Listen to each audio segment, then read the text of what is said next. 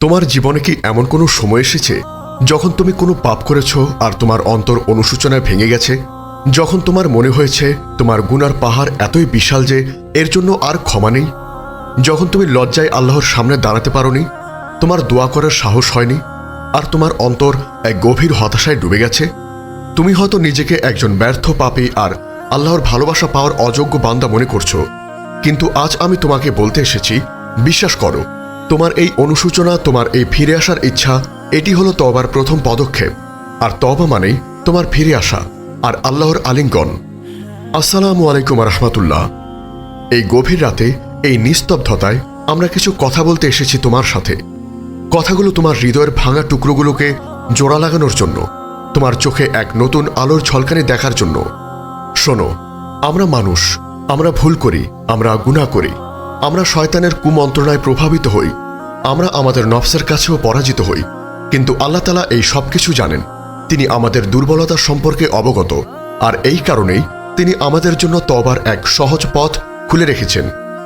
এই তওবা কোনো সাধারণ ক্ষমা নয়, এটি তোমার ফিরে আসার এক আহ্বান। আর এই আহ্বানে আল্লাহ তার অসীম ভালোবাসা দিয়ে তোমাকে আলিঙ্গন করতে প্রস্তুত।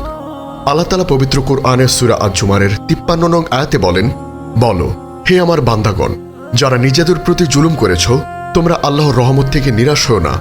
নিশ্চয়ই আল্লাহ সমস্ত গুনাহ ক্ষমা করে দেন। নিশ্চয়ই তিনি ক্ষমাশীল এবং পরম দয়ালু। এই আয়াতটিকে তোমার অন্তরকে প্রশান্ত করে না? আল্লাহ এই আয়াতের মাধ্যমে সরাসরি সেই বান্দাদেরকে ডাকছেন যারা নিজেদের পাপের কারণে নিজেদের প্রতি জুলুম করেছে। তিনি তাদেরকে হতাশ হতে নিষেধ করেছেন। তিনি নিজেই বলেছেন তিনি সমস্ত গুনাহ ক্ষমা করে দেবেন, তা যত বড়ই হোক না কেন। এই আয়াতটি প্রমাণ করে যে তোমার পাপের পাহাড় যত বড়ই হোক না কেন, আল্লাহর রহমত তার চেয়ে বিশাল। তোমার পাপের পরিমাণ যত বেশি হোক না কেন, আল্লাহর ক্ষমার দরজা তার চেয়েও প্রশস্ত। এই আয়াতটি কোনো ধরনের সাধারণ বার্তা নয়, এটি আল্লাহর পক্ষ থেকে এক হৃদয়স্পর্শী আমন্ত্রণ। যখন তুমি এই আয়াতটি উপলব্ধি করবে, তখন তোমার অন্তরের সমস্ত হতাশা দূর হয়ে যাবে এবং তুমি আল্লাহর রহমতের দিকে ফিরে আসতে পারবে। এই আয়াতে হে আমার বান্দাগণ বলে আল্লাহ সরাসরি আমাদেরকে সম্বোধন করেছেন, যা তার অসীম ভালোবাসা ও ক্ষমতাশীলতার এক অসাধারণ প্রমাণ। আল্লাহ তাআলা তার বান্দাদের তওবায় এতটাই খুশি হন যে তার দৃষ্টান্ত আমাদের কল্পনাকেও ছাড়িয়ে যায়। রাসূল সাল্লাল্লাহু আলাইহি ওয়াসাল্লাম এই সম্পর্কে এক অসাধারণ হাদিস বর্ণনা করেছেন। তিনি বলেছেন, আল্লাহ তাআলা তার বান্দার তওবায় সেই ব্যক্তির চেয়ে বেশি খুশি হন যে তার হারিয়ে যাওয়া উট খুঁজে পায়। সেই ব্যক্তি যে একটি নির্জন ও ভয়াবহ মরুভূমিতে ছিল, আর তার সাথে ছিল তার উট, যার উপর তার সমস্ত খাবার ও পানীয় ছিল। হঠাৎ তার উট হারিয়ে গেলে সেই উটটিকে অনেক খোঁজাখুঁজি করার পর হতাশ হয়ে একটি গাছের নিচে শুয়ে পড়ল। সে মনে করল তার জীবন বুঝি শেষ। হঠাৎ সে দেখতে পেল তার উট তার সামনে দাঁড়িয়ে আছে।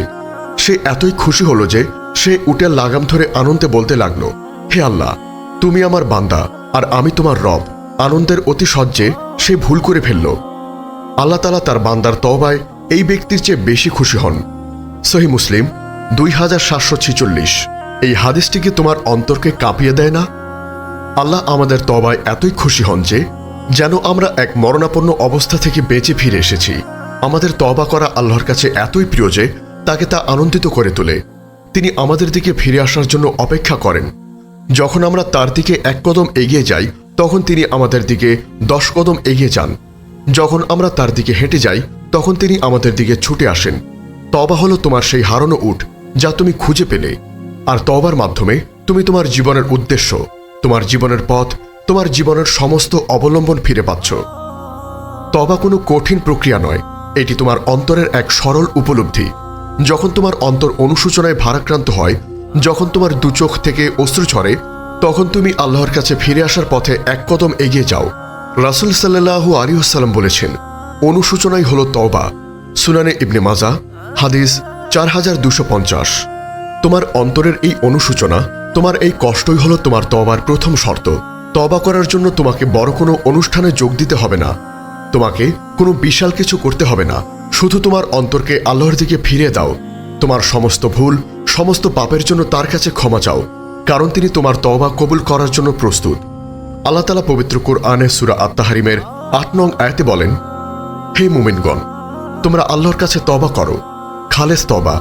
খালেস তওবা মানে যা তুমি কেবল আল্লাহর জন্যই করেছো এবং এরপরে সেই পাপ আর না করার জন্য দৃঢ় সংকল্প গ্রহণ করেছ। খালেস তওবার 3টি শর্ত রয়েছে।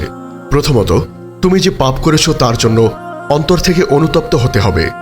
দ্বিতীয়ত, সেই পাপটি এখনই ত্যাগ করতে হবে। আর তৃতীয়ত, ভবিষ্যতে সেই পাপ আর না করার জন্য দৃঢ় সংকল্প গ্রহণ করতে হবে। যদি তুমি এই 3টি শর্ত পূরণ করতে পারো তবে তোমার তওবা কবুল হওয়ার সম্ভাবনা অনেক বেশি। তওবার দরজা সবসময় খোলা। এই দরজা বন্ধ হবে না যতক্ষণ না পশ্চিম দিক থেকে সূর্য উদিত হয়। রাসূল সাল্লাল্লাহু আলাইহি ওয়াসাল্লাম বলেছেন, নিশ্চয়ই আল্লাহ তাআলা রাতের বেলা তার হাত প্রসারিত করেন যাতে দিনের গুনাহগার তওবা করতে পারে, আর দিনের বেলা তার হাত প্রসারিত করেন যাতে রাতের গুনাহগার তওবা করতে পারে, যতক্ষণ না পশ্চিম দিক থেকে সূর্য উদিত হয়। সহিহ মুসলিম 2759। এই হাদিসটিকে তোমার অন্তরকে এক নতুন আশায় পূর্ণ করে না? তোমার প্রতিটি দিন, তোমার প্রতিটি রাত, সবকিছু তোমার জন্য এক নতুন সুযোগ। তোমার অতীত যত অন্ধকারই হোক না কেন, তোমার ভবিষ্যৎ সবসময় আলোকিত হতে পারে। যখন তোমার হৃদয় কোনো পাপের জন্য ভেঙে যায় আর তোমার চোখ থেকে অশ্রু ঝরে, তখন মনে রেখো, এই চোখের পানি তোমার গুনাহের চিহ্ন নয়, বরং এটি তোমার ঈমানের চিহ্ন। এটি আল্লাহর সাথে তোমার সম্পর্কের এক গভীর নিদর্শন। এই চোখের পানি তোমাকে আল্লাহর আলিঙ্গনের দিকে নিয়ে যাবে। রাসূল সাল্লাল্লাহু আলাইহি ওয়াসাল্লাম বলেছেন, আল্লাহর ভয়ে যে ব্যক্তি কাঁদে সে জাহান্নামের আগুনে প্রবেশ করবে না যতক্ষণ না দুধ স্তনে ফিরে আসে। তিরমিজি 1661। তোমার চোখের এই পবিত্র অশ্রুবিন্দুগুলো তোমাকে জাহান্নাম থেকে রক্ষা করবে এবং তোমাকে জান্নাতের দিকে নিয়ে যাবে। তওবার মাধ্যমে তোমার জীবন শুধু পাপমুক্ত হয় না, বরং তা এক নতুন জীবন লাভ করে। তোমার অন্তর প্রশান্ত হয়, তোমার আত্মা বিশুদ্ধ হয়, তুমি আল্লাহর আরো কাছাকাছি আসতে পারো। যখন তুমি তওবা করো তখন আল্লাহ তোমার পাপগুলোকে পুণ্যতে রূপান্তরিত করে দেন। পবিত্র কোরআনে সূরা আল ফুরকানের ৭০ নং আয়াতে আল্লাহ তাআলা বলেন, কিন্তু যে তওবা করে, ঈমান আনে এবং সৎ কাজ করে, আল্লাহ তার পাপগুলোকে পুণ্যে পরিবর্তন করে দেবেন। আর আল্লাহ ক্ষমাশীল, পরম দয়ালু। এই আয়াতটি আমাদের এক নতুন আশার আলো দেখায়। আমাদের অতীতের ভুলগুলো আমাদের ভবিষ্যতের পথ বন্ধ করে দেয় না, বরং তা আমাদের জন্য এক নতুন সুযোগ তৈরি করে দেয়। অতএব হতাশ হবে না, তোমার অতীতকে ভুলে যাও। তোমার সমস্ত ভুল, সমস্ত পাপকে আল্লাহর কাছে তুলে ধরো, কারণ আল্লাহ তোমাকে ক্ষমা করার জন্য প্রস্তুত। তিনি তোমাকে আলিঙ্গন করার জন্য অপেক্ষা করছেন। তোমার তওবা মানেই তোমার ফিরে আসা, আর তোমার এই ফিরে আসা আল্লাহর কাছে এক নতুন জন্ম। হে আল্লাহ, হে অন্তর পরিবর্তনকারী, আমাদের অন্তরকে আপনার দিনের উপর স্থির রাখুন। আমাদের অন্তরে তওবার অনুশোচনা সৃষ্টি করে দিন এবং আমাদের তওবা কবুল করে নিন। আমাদের সকল গুনাহ ক্ষমা করে দিন এবং আমাদেরকে আপনার রহমতের ছায়ায় স্থান দিন। আমিন। আমাদের এই মহৎ বার্তা ছড়িয়ে দিতে এবং ইসলামের আলোকে প্রতিটি হৃদয়ে পৌঁছে দিতে অনুগ্রহ করে চ্যানেলটি সাবস্ক্রাইব করুন এবং বেল আইকনটি প্রেস করুন। আমাদের ফেসবুক পেজ ফলো করে উম্মাকণ্ঠ পরিবারের একজন সদস্য হয়ে যান। আর আমাদের ইসলামিক ব্লগ ও রিসোর্স পেতে আজই ভিজিট করুন আমাদের ওয়েবসাইট www.ummakontho.com।